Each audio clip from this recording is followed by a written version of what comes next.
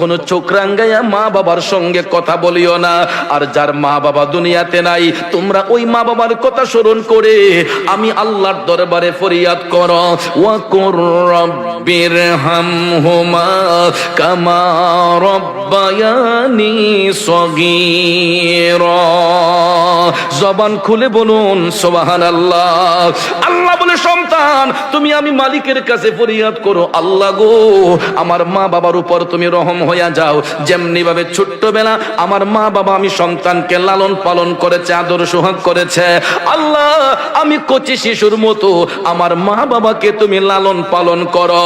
বন্ধুরা আমার, হাদিসে কুদসির মধ্যে এসেছে, সন্তান যখন চোখের পানি চাইরা মা বাবার আত্মার শান্তির জন্য দোয়া করে গো, ওই সন্তানের চোখের পানিটা জমিনে পড়ার আগেই আমার আল্লাহ তার মা বাবা রুহের উপর খুশি হইয়া যায়। চিৎকার মেরে বলুন না সুবহানাল্লাহ।